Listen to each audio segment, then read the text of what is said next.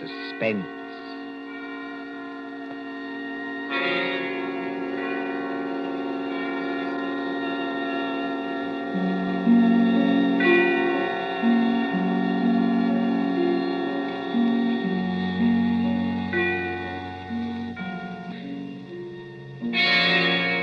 Suspense.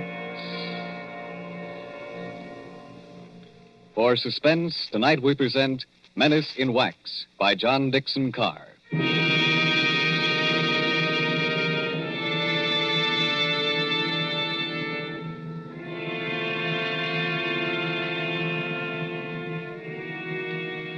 During the French Revolution of 1793, a Swiss girl copied in wax the severed heads of those who had just been guillotined.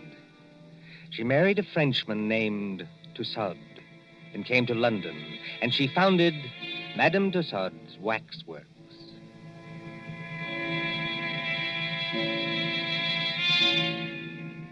There it is, still in Marylebone Road, near Baker Street Station. Not the original building. That was destroyed by fire. But it remained untouched when a darker shadow than revolution came to England. And they plastered high explosives all along that road and hit the cinema next door. We are going to London under the bomber's moon.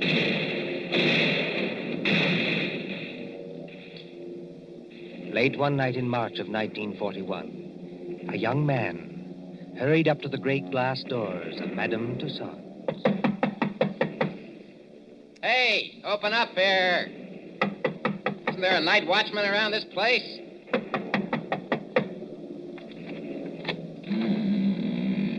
There is, Governor, and I'm him. Now, what do you want at this hour of the night? My name is Rogers. I'm from the Daily Record. Oh. If you'll let me get inside, I'll show you my press card. Didn't you get any orders about me? Well, maybe I have at that. Oh, you're the bloke who wants to see the Chamber of Horrors. That's right. All right, you may as well come in. My paper got a tip there's something funny going on around here. Something funny going on here? That's a good one. The rain's not very heavy tonight, is it? No, they're going over. You ain't heard where, Governor? We got a teletype flash. There was the Midlands. Lord lummy, and I've got a sister in Birmingham. Oh, why can't she come and stop in a nice, safe place like London? There's the Regent's Park guns opening up again. Makes your teeth rattle and shakes the hats off the dummies' heads. You know, this Chamber of Horrors is getting to be popular tonight. You mean there's been somebody here before me? Yes. A woman? That's right, Governor. About 5 feet 2 inches tall, very pretty. If you like 'em, brunette and big-eyed and a phony French accent. No, Governor, no. This was only an old lady that lost her handbag. Oh, thank the Lord for that anyway. Now then, what is going on around here? Well, I don't know, Governor. You'll have to ask Pearson about that. Who's Pearson? Oh, he's the bloke that's the watchman down there. He's old and he imagines things. He phoned your piper. Have you got an electric torch? Yes. Then go straight on through the marble hall and down the stairs on your left. And don't speak to the policeman, 'cause he's wax. Yes, that's the way, Governor. That's the way to the Chamber of Horrors. Thank you.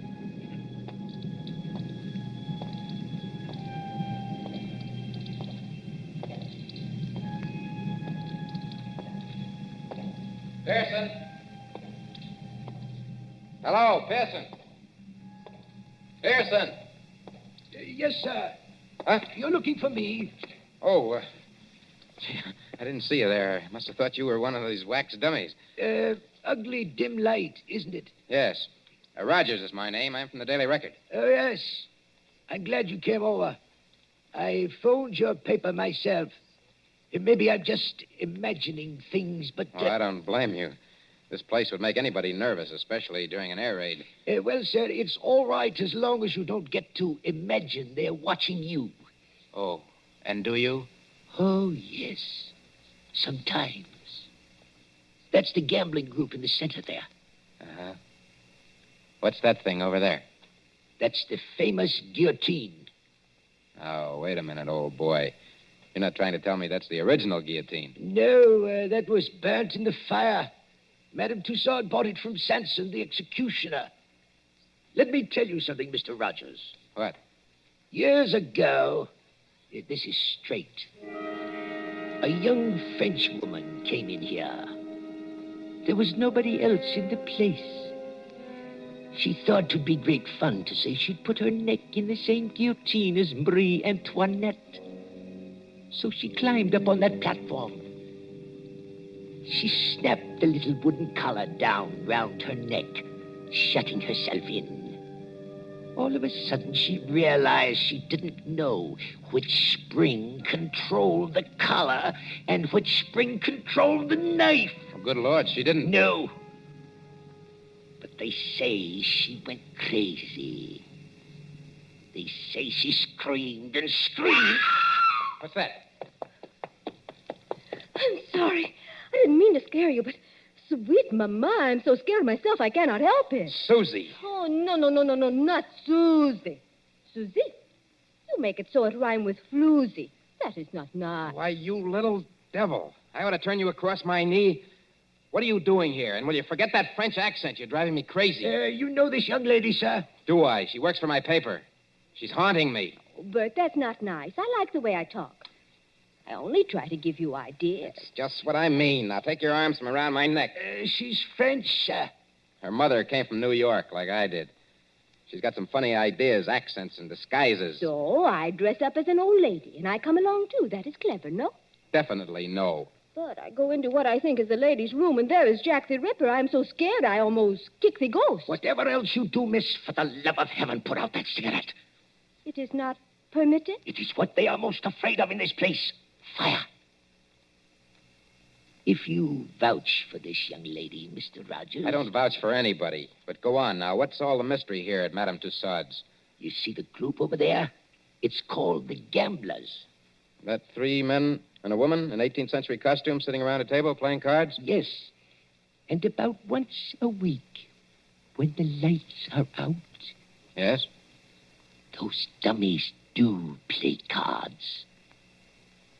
Is this a publicity trick of some kind? Oh, no, sir. Then what's the game? I'm not crazy. I know they don't actually do it, sir. What I want to know is who changes the cards round in their hands and why. Well, could anybody? Anybody from the outside, I mean, get in to change the cards? Oh, yes. There's a back door. But why would anyone want to break in here just to change those cards around? Mon cher Ben, écoutez. Listen. I have made a discovery. Listen, if you're going to talk, speak English. Or better yet, just keep still. But I have made a discovery. This card game. What about it? It is crooked. Here is a man which has 2 deuces of hearts in the same hand. Listen, Susie, I don't give a... Wait a minute. Let's have a look at those cards. I give you ideas, yes? Susie, for once you're right. And look here. 2 of these players have all the clubs and hearts. The other 2 have all the diamonds and spades. Susie, how many letters in the alphabet? 26, no? And twice 26 is... 52. The number of cards in a pack. Give me a pencil, Susie, quick.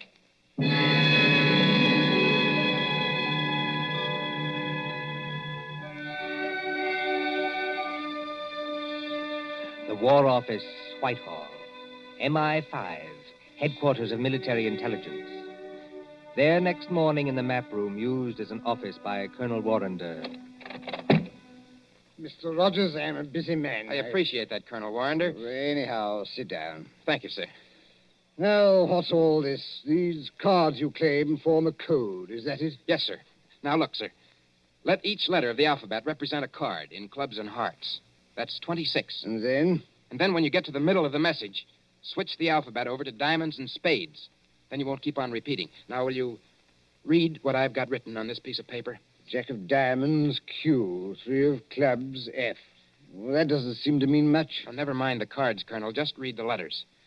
Q, F, A, C, T, O, R, Y. Yes, sir. Q Factory. Go on. Just a moment. What is that infernal noise? Johnson Burroughs. Don't bother with that, sir. Just read the message, please. Oh. Q Factory. 10 p.m., 15th. Today's the 15th of March, Colonel. Oh, all preparations made.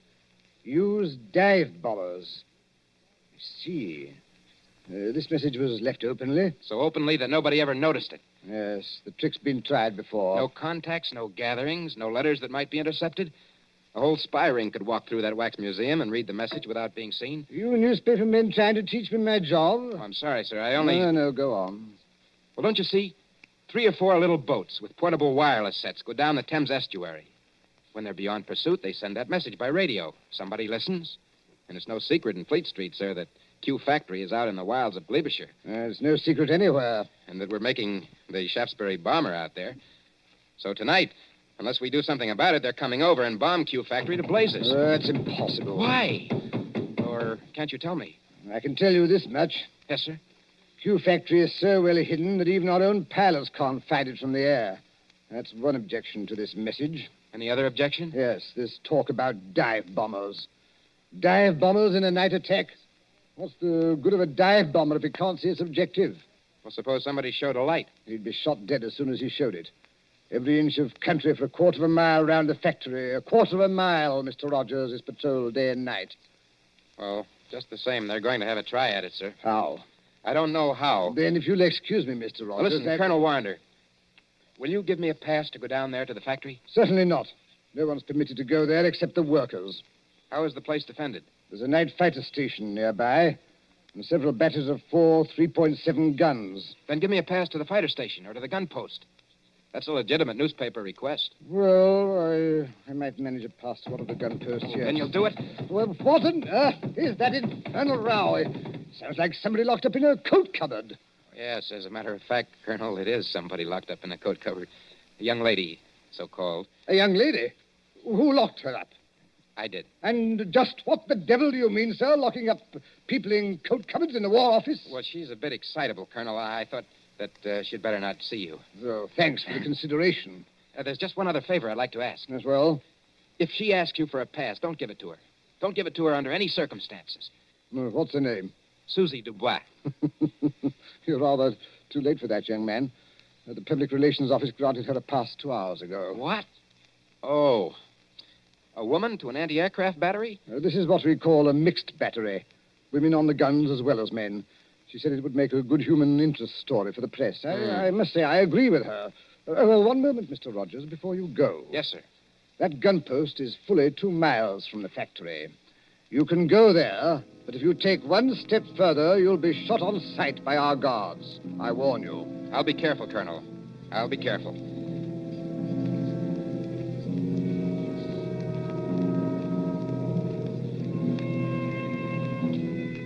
Somewhere in the West Country, a yellow moon shines over bare trees. A white mist, moving, clings to the ground.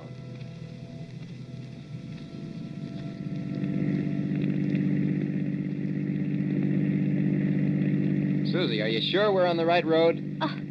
Mon cher, they have taken away all the signposts in case there is an invasion. I know that. But I follow the map. The map cannot be wrong. We've been driving for hours. Must be... Yes, it is. Nearly 9:30. Half an hour to go. Trees, and still more trees. Look, there's a break in the trees ahead. It will be open country in a minute. Yeah. That's funny. Look how deep the leaves are here on the road. But one thing I tell you, just between you and me and the bedpost... Gatepost, Susie. The term is between you and me and the gatepost. And speak English. I am speaking English very well, thank you. I do not need your help to be pure. All right. Now, this map, Well, what about it? it say we should go through a lot of villages. Mitford, Archidine, and Saffron-Weville. I have not seen any villages. Did you say Mitford? Oui, monsieur. Susie, let me have a look at that map. Come on, hand it over. But what is wrong? It is a perfectly good map. Yes, Susie. It's a fine map. It's an excellent map. Only it's a map of the wrong county. I have made a mistake? No? I don't even believe you can read. This is a map of Barsetshire. We should be somewhere in Glebeshire. Now, where in the devil are we? With the entrance to some kind of clearing with leaves on Oh. it. What was that? Somebody calling us. And if we're in forbidden area... I see him now. Where? Behind us. He came out of a white cottage back there. He's a big, heavy man. With a mustache. Never mind the mustache. He's wearing some kind of a uniform and he's got a rifle. You think he plug us? No? I think it is not unlikely. Get out those War Office passes of ours. Quick. Good evening, my friends. Good evening. Can you tell me... No, we don't mean any harm. Can you tell me what time it is? Oh, what time it is? Yes. Oh, yeah. It's, 28 and a half minutes past 9. Thank you. I will keep you covered while I set my watch. There. My next question is, would you like me to shoot you both? No. Listen, Mr. McAllister. Captain McAllister. That's right? Captain, this girl, she's been reading the wrong map. You see, we don't even know where we are. You're in Hollywood Forest, my friend. Hollywood Forest? Is that good or bad? And you don't know what's just beyond the edge of this clearing? No. There's a big open space of 1/4 of a mile. In the middle of that open space... Q Factory. We're right on top of it. Then you have heard of Q Factory, my friend. Captain McAllister, we're from the War Office, and we've got passes to prove it. Let's see the passes. We were trying to find gun site number... I've forgotten the number, but it's here on that card. You've passed the gun site. 2 miles back up the road. All right. Here are your passes. What are you going to do to us? I'm not in the regular army. You can thank your stars I'm not. I'm forestry preservation. Oh. You are not going to chuck us in the cooler even? No. Now turn that car around, get back along this road as fast as you can. If they fire at you, as they probably will... Oh, I wish I am home. Pray no, Mao, I wish I am home. Well, then hope for the best. My watch had stopped, and you did me a good turn. Now, hurry along. Hurry.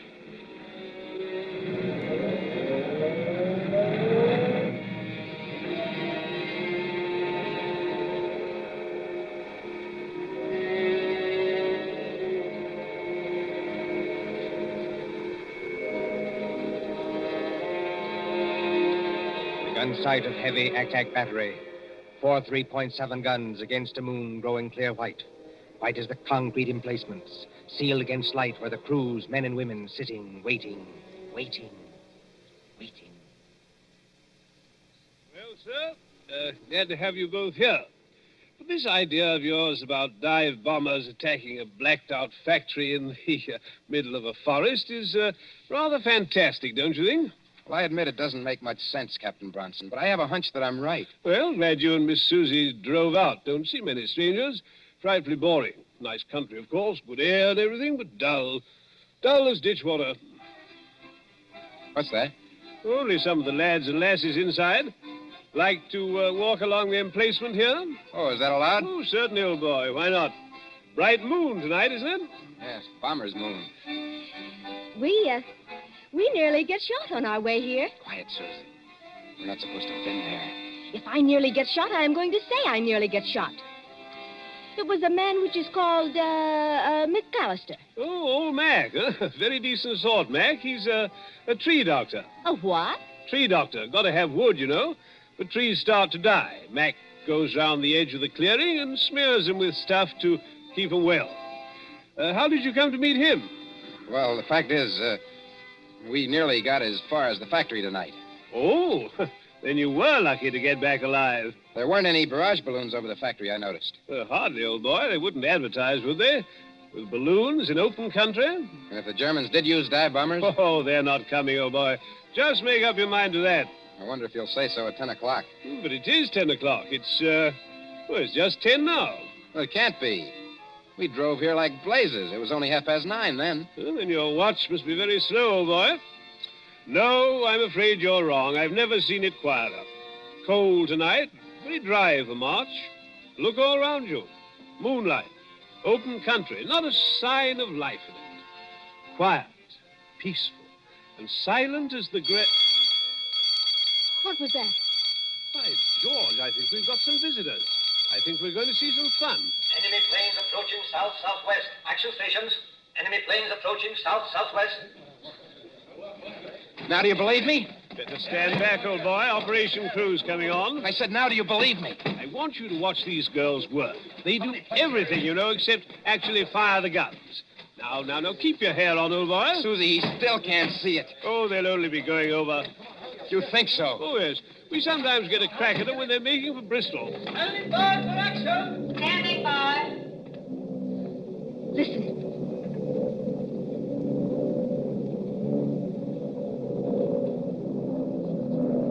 I have heard that noise 1,000 times, but every time I hear it, I get sick. They're flying ruddy low, you know. Just what I was thinking.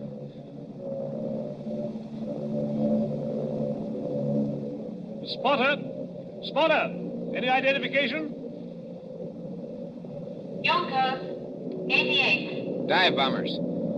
Height, 5,200. Now, look here, you two newspaper people. Yes, sir? There might be things popping, you know, can't tell. Like to get below? No, no, thanks. I don't like this, Bert, but I'll stay too. Rangefinder. Rangefinder, on target. Look here, you two. Those War Office passes you gave me, I'm not supposed to keep them. No, I'd better give them back, just in case. Predictor. Predictor, on target. Here we go, ladies and gents. Fire.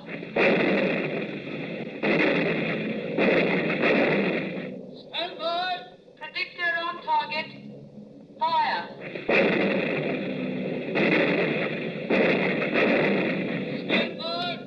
Predictor on target. Headquarters message, sir. Fire. Yes, Corporal? Hold the fire. Night fighters taking off. Hold fire. Night fighters taking off. Hold fire. Message understood. What is the matter with them? With who? Those Boche planes. They're still a good way off, but they don't come any closer. Must be going over after all. They're circling. I think they're waiting for a signal. Anyhow, here are your War Office passes. You seem to have got them all smeared with oil. Oil? That is all right, mon cher. When we get them back from Captain McAllister, they have oil on them. I think maybe he dropped them on the leaves, because there's oil on the tires of the car, too. Then I think how always in this we meet things that burn. At Madame Tussaud's last night, they would not let me smoke a cigarette in case of fire. Fire. That's it, fire. What's the matter with you, old boy? Why did that fella, way out at the end of nowhere, want to know what time it was? Are you scatty? McAllister, you told me so yourself. He goes around the edges of the clearing and smears the trees with stuff to keep them well. Oh, what about it? Suppose it was crude oil. Suppose between each tree he laid an invisible fuse of dead leaves soaked in oil. I don't understand. In 30 seconds, a complete square of fire runs around the limits of the factory grounds. That draws the bombers in. Then as the flames blaze higher, they've got enough light to dive on their target. There. Our night fighters are letting loose. Brunson, I see it all now. Come on. We've got to get to that tree, Dr. McAllister. It's a matter of minutes.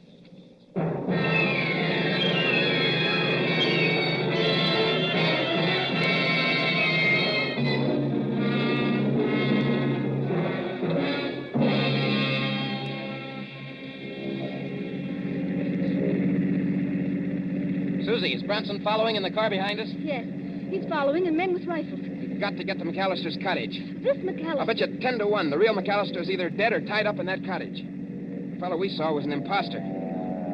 Look out, Susie. Keep your head down. Oh, those fighters. They will chew up every younker in the place.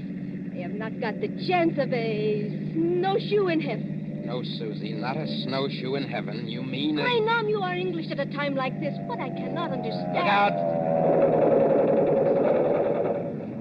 I don't see why he hasn't set his signal off. What is delaying him? Why don't he strike a match when the bombers come over? Because he's a good Nazi. A good Nazi? My watch was slow, don't you remember? And I gave him the wrong time. He had orders to strike his match at 10 o'clock, and he'll not do it until 10 o'clock if there are 500 planes instead of 20. Bert, I see him. Where? Far up the road. He's running. Yeah, that's him. Think we can reach him before he gets to the clearing? Not the chance of a snowshoe in heaven. Signal Brunson to pass us. A long shot with a rifle might... Bert, one of the Junkers is hit. Huh? He's right over us. That's not all. He's unloading his bombs. That whole stick's coming straight down our direction. Keep your head down. I want to see. Put your arms over your face.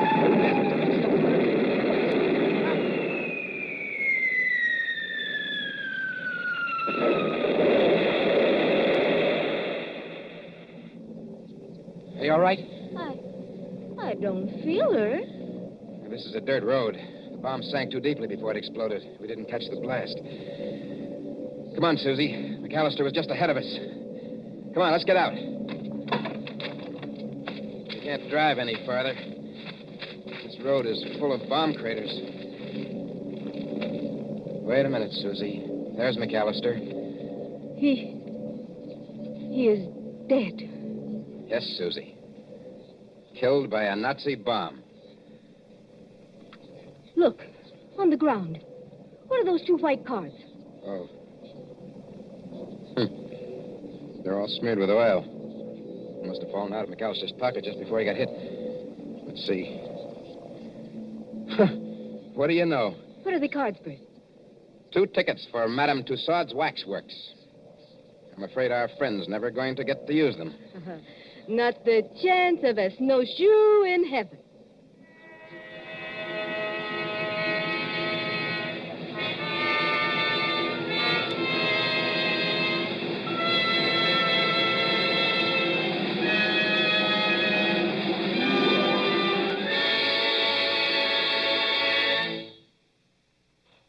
And so ends Menace in Wax. Tonight's story of Suspense. Columbia presents these stories of mystery and intrigue and dangerous adventure for your relaxation and enjoyment. Next Tuesday, there'll be another in this series. Same hour, 9:30 Eastern Wartime.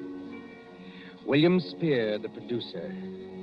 John Dietz, the director. Bernard Herrmann, the composer-conductor. John Dixon Carr, the author.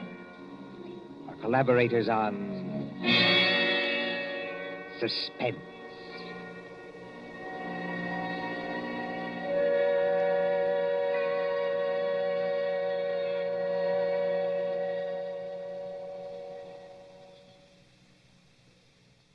Here is a message of vital importance to every person who drives an automobile in America. There is wide misunderstanding about gasoline and rubber, and the government wants the following facts brought to everyone's attention. Actually, there is no scarcity of gasoline except in some parts of the East. But nowhere in the country is there enough rubber for military and civilian use. Starting 2 weeks from today, December 1st, mileage rationing goes into effect. This means that no car owner anywhere in the United States will be able to buy gasoline without a mileage rationing book. The purpose is to conserve the rubber we have by eliminating all unnecessary driving. When we think of the tremendous distances our mechanized army is traveling in North Africa and the long road to victory that still lies ahead, this extra effort on our part is slight indeed. Remember, everybody is going to have mileage rationing, so why not be prepared? The best way each of us can save rubber is by sharing our car with others. Let one car do the work for 2 or 3. So why not arrange with the neighbors tonight and start sharing the car tomorrow? It's the one real, important contribution that every automobile driver can make. Don't be a lone rider. Share your car and do your share for victory. This is the Columbia Broadcasting System.